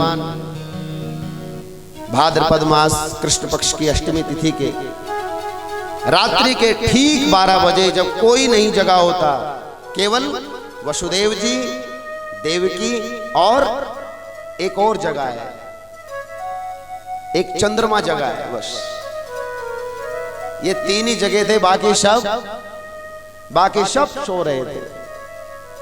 जब राम आए तो बहुत जगे हुए थे, चंद्रमा को दर्शन नहीं हो पा रहा था क्योंकि दिन में 12 बजे आए थे। भगवान ने कहा चिंता मत कर, अगली बार ऐसे समय में आऊंगा सूर्य नहीं दर्शन कर पाएगा उस समय। तो इस बार भगवान रात के ठीक 12 बजे आए, अब सूर्य नहीं देख पाएगा। ठीक 12 बजे मां के अंक से प्रकाश प्रकट होता है और पूरा कारागृही प्रकाश से भर जाता है। चतुर्भुजा आकार में भगवान स्वयं प्रकट हो जाते हैं और मानो कहना चाहते हैं कि मैं तीसरी बार अब तुम्हारा पुत्र होने के लिए आया हूँ। पहले कृष्णिगर्भा, दूसरे नंबर पे वामन बना, तीसरे पे मैं कृष्ण बन करके तुम्हारे सामने आया हूँ। मैं तीसरी बार तुम्हारा पुत्र हुआ हूँ, इसलिए अब तुम निश्चिंत हो जाओ। अब ये कारागृह प्रकाश से भर गया है, इसलिए तुम्हारा जीवन भी अब प्रकाश से भर जाएगा। मैं रात्रि में इसलिए आया हूँ कि रात्रि में सबसे ज्यादा अंधकार होता है, रात्रि में सबसे ज्यादा पापाचार होता है, इसलिए मैं उसी समय पर आया हूँ जिस समय सबसे ज्यादा अंधकार होता है, जिस समय सबसे ज्यादा पापाचार होता है। मैं उसी समय पर यहाँ प्रकट हुआ और देखते ही देखते भगवान शिशु के रूप में परिणीत हो जाते हैं। स्वागतम कृष्णा सुस्वागतम कृष्णा, स्वागतं कृष्णा सुस्वागतं कृष्णा, स्वागतम कृष्णा सुस्वागतम कृष्णा, स्वागतं कृष्णा सुस्वागतं कृष्णा, स्वागतम सुस्वागतम शरणागतम कृष्णा,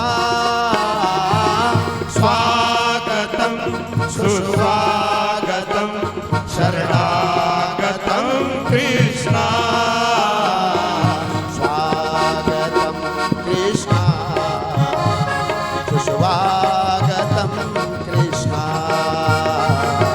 स्वागतं कृष्णा सुस्वागतम। कृष्णा। बोले बाल कृष्ण लाल की। ऐसे भगवान दिव्य प्रकट होते हैं और उसी समय प्रेरणा कर दी थी वसुदेव जी, उनको छाछ में रख करके लेकर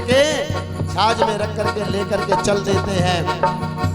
जैसे ही उनको पकड़ा सारे बंधन छूट जाते हैं, द्वार खुल जाते हैं, बाहर निकले सारे द्वार पहरेदार सब सो जाते हैं। बाहर निकले, यमुना जी में प्रवेश करते हैं। यमुना जी बड़ी ऊंची चढ़ रही हैं आज। यमुना जी मानो चाहती है आज मेरे स्वामी प्रकट हुए हैं, मेरे स्वामी जा रहे हैं, पैर छूना चाहती है। यमुना जी चढ़ती जा रही हैं और जब वो यहाँ तक आई, भगवान ने सोचा ये तो डुबा देंगे पिताजी को आज। तो भगवान कृष्ण ने अपना पैर यमुना जी के पास किया, नीचे किया, चरण छू करके यमुना जी नीचे उतर जाती हैं और धीरे से बोलो पहुंच जाते हैं गोकुल में। मैया यशोदा की बगल में, मैया यशोदा की बगल में सुला करके वहां से माया को लेकर के वसुदेव जी वापस आ जाते हैं। माया को लेकर के वापस आए, वैसे ही ताले बंद हो जाते हैं, द्वार बंद हो जाते हैं और फिर जंजीरों में जकड़े जाते हैं। जैसे ही अंदर आए बच्ची ने रोना शुरू कर दिया। द्वारपाल जगे, दौड़ते हुए कंस के पास जाते हैं। कंस ने तुरंत आकर के उस बच्ची को गोद में लिया और मारने के लिए उद्यत होता। उसने देखा अरे 8वें में तो कन्या बन करके आ गए भगवान, 8वें रूप में कन्या बन करके आ गए। फिर विचार किया पता नहीं भगवान कभी पुरुष ना बन जाए, तो उसी समय उस कन्या को लेकर के जैसे ही पत्थर पर पटकना चाहता है, कन्या हाथ से छूट जाती है, आकाश में चली जाती है। कहती है अरे तू मुझे क्या मारेगा, तुझे मारने वाला तो पहले गोकुल में आ चुका है। अब ये भयभीत हो जाता है, डर जाता है और उसी समय आपातकालीन मीटिंग बुला करके भगवान कृष्ण को उन बालकों को मारने की पूरी योजना तैयार करता है। और इधर गोकुल में यशोदा मैया की बगल में भगवान कृष्ण सोए हुए, नंदा सुनंदा वहां पर आई हुई हैं। आज मैया यशोदा अभी तक नहीं जगी, तो नंदा सुनंदा उनके कक्ष में जाती हैं। अरे आज मैया अब तक नहीं जगी, क्या हुआ? आज यशोदा भाभी अब तक जगी नहीं है, क्या हुआ? जैसे ही कक्ष में जाती है देखती है अरे उनकी बगल में तो लल्ला पड़ा है। लेकिन बार बार सोचती हैं भगवान लल्ला ही हो, अगर लल्ला होगा तो बोलो माल ज्यादा मिलेगा और लाली हुई तो कम मिलेगा। तो उसी समय मानो दौड़ती हुई जाकर के देखती हैं तो देख करके प्रसन्नता से खिल जाती हैं और दौड़ती हुई नंद बाबा यानी भैया के पास जाती हैं और जाकर के कहने लगी भैया भैया भैया, अरे क्या हुआ तुम्हें, इतनी खुश क्यों हो रही हो? अरे बात ही खुशी की है, पहले वचन दो, जो मांगूंगी वो दोगे। बोले हाँ जो मांगूंगी दूंगा, बताओ। बोले भैया लल्ला भयो है, लल्ला भयो है, लल्ला भयो है। नंद के आनंद भयो, जय कन्हैया लाल की। नंद के आनंद भयो। जय कन्हैया लाल की जय, मदन गोपाल की जय, कन्हैया जय कन्हैया लाल की जय, मदन गोपाल की जय, कन्हैया लाल की।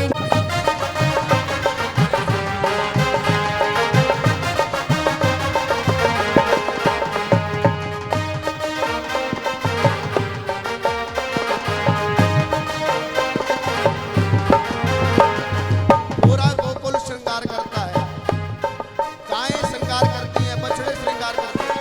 पूरे गोकुल मंडल में अनेक प्रकार का श्रृंगार होता है और बड़े आनंद के साथ बधाई गाई जाती है। क्या जन्मे है कृष्ण कन्हैया, गोकुल में बाजे बधैया। जन्मे है कृष्ण कन्हैया, गोकुल में बाजे बधैया, बाजे बधैया, बाजे बाजे बधैया, बाजे बधैया, बाजे जन्मे है कृष्ण कन्हैया, गोकुल में बाजे बधैया। जन्मे है कृष्ण कन्हैया, गोकुल में बाजे बधैया।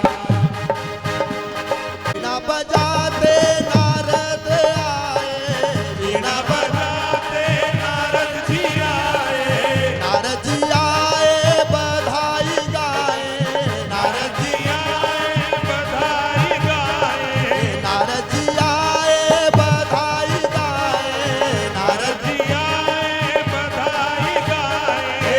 नाचत नाचत नाचत ताता थैया, बाजे बधैया।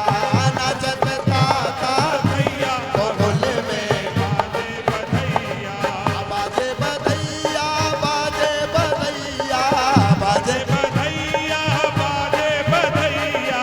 जन्मे है कृष्ण कन्हैया, गोकुल में बाजे बधैया। जन्मे है कृष्ण कन्हैया, गोकुल में बाजे बधैया।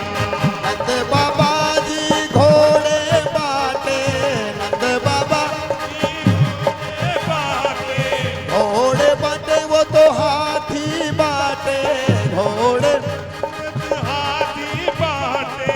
माता यशोदा धेनु गैया, गोकुल में बाजे बधैया।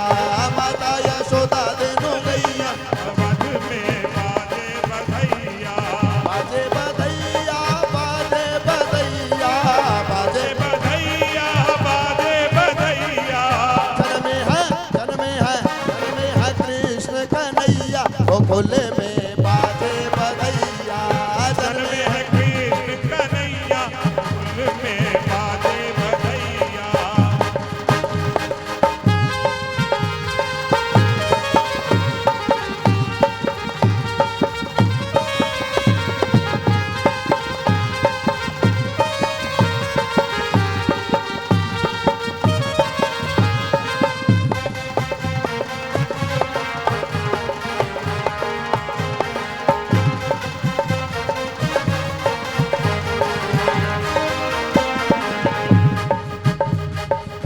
यशोदा माँ के हुयो लाल, बधाई सारे भगतान।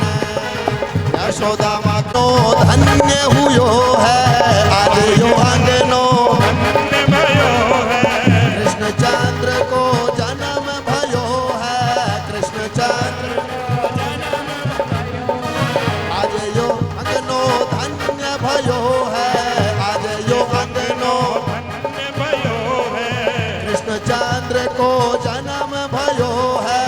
कृष्ण चंद्र को जन्म भयो है। नाचो रे दे देता बधाई सारे भगतान। नाचो रे दे देता बधाई सारे भगतान, बधाई सारे भगतान, बधाई सारे भगतान।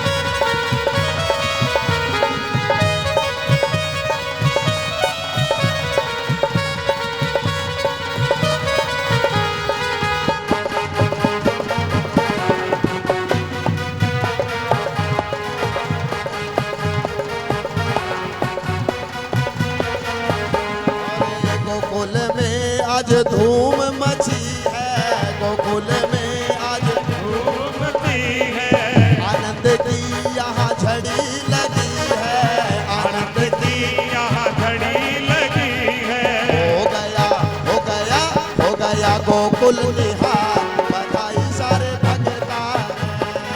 हो गया गोकुल निहाल, बधाई सारे भगतान, बधाई सारे भगता ने, बधाई सारे भगता ने। बधाई सारे भगतान, बधाई सारे भगतान।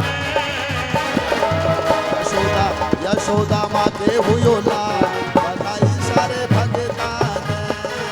यशोदा माँ को यो लाल, बधाई सारे भगतान। मेरा नाचन जी करदा, मेरा नाचन जी करदा, मेरा नाचन नहीं कर रहा, मेरा नाचन नहीं कर रहा। ओ कान्हा जी तेरे दरबार में, मेरा नाचन जी करदा, कान्हा जी तेरे दरबार में मेरा नाचन नहीं कर रहा।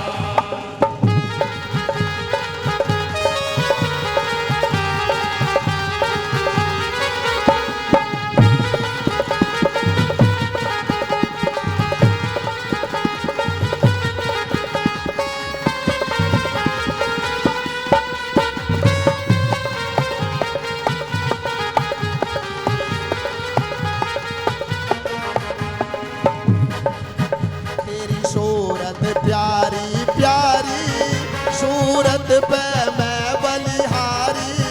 तेरी सूरत प्यारी प्यारी, सूरत पे मैं बलिहारी।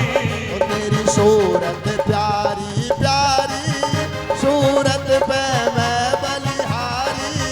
तेरी सूरत प्यारी प्यारी, सूरत पे मैं आज तेरे दरबार में मेरा नाचन नहीं कर रहा।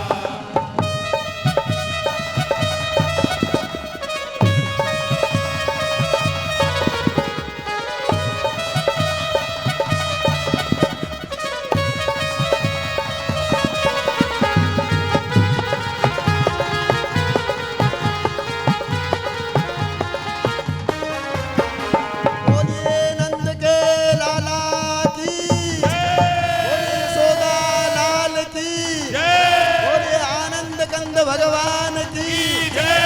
सबको बहुत बहुत बधाई भगवान के आज के जन्म दिवस की,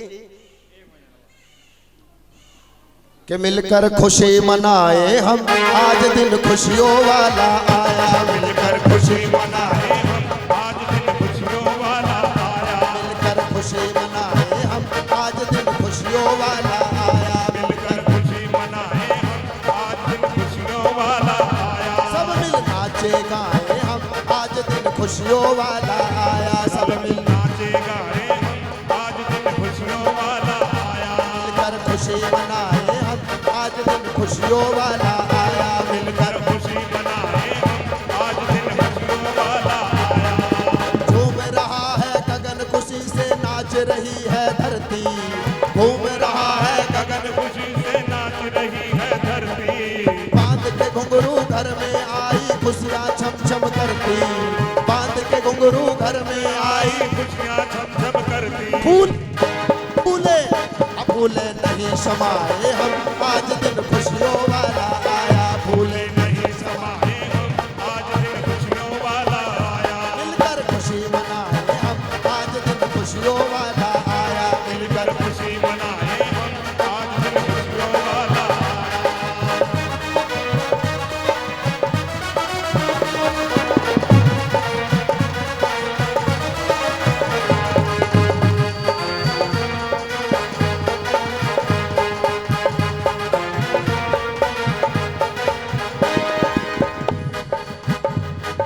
सदके जाए उस दाता पे जिसने खुशी दिखाई। सदके जाए उस दाता पे जिसने खुशी दिखाई। पूरी हो गई इच्छा मन की मुरादे पाई।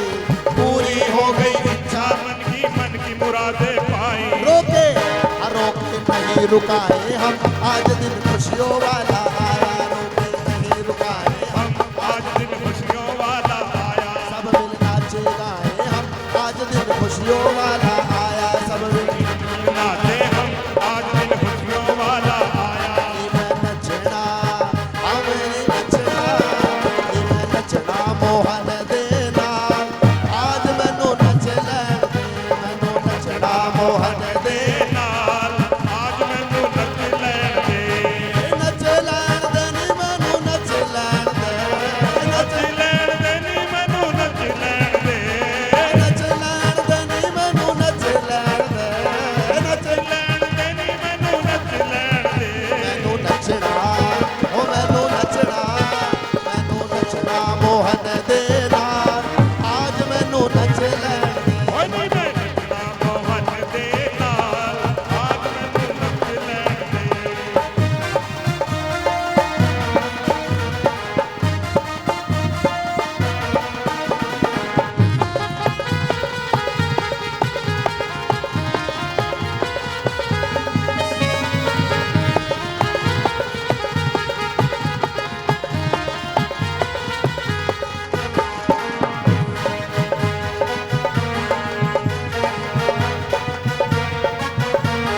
दुनिया दे नाल नचिया बतेरा, दुनिया दे नाल नचिया बतेरा, दुनिया दे नाल नचिया बतेरा, दुनिया दे नाल नचिया बतेरा, फिर भी ना कोई बनिया मेरा, फिर फिर भी ना कोई बनिया ओ मेरा। मेरा मोरेली, हाँ मेरा मोरेली, मेरा मोरेली वाला यार, आज मैनू नच लैण दे। मेरा मुरली वाला यार, आज मैनू नच लैण दे, नच लैण दे नी मैनू नच लैण दे, नच नच लैण दे नी मैनू नच लैण दे। मैनू नचना, मैनू नचना, मैनू नचना मोहन देना, आज मैनू नच लैण दे। ओए नी मैं नचना मोहन दे नाल, आज मैनू नच लैण दे।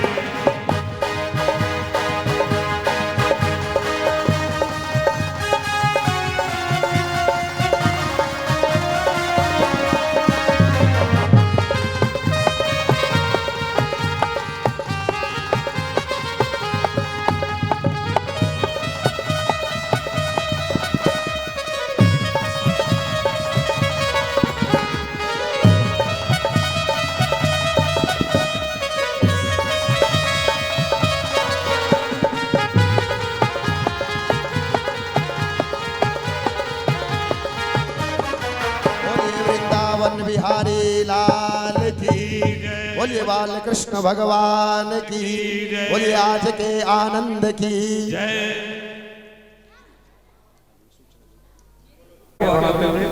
आरती के लिए मैं हमारे समाज के संरक्षक परमानंद श्री जयप्रकाश जी भट्टर, श्री रमेश, श्री जयप्रकाश जी भट्टर, श्री रमेश नारायण जी, श्री रामेश्वर प्रसाद जी।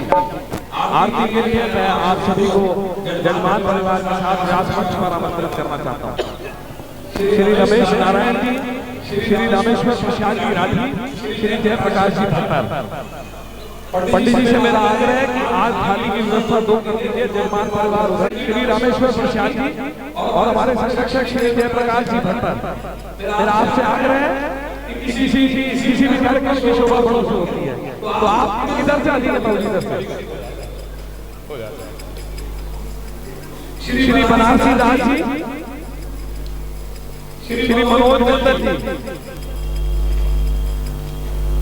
बड़े भाई सुरेंद्र राठी जी, आप भी आरती के लिए आ जाइए।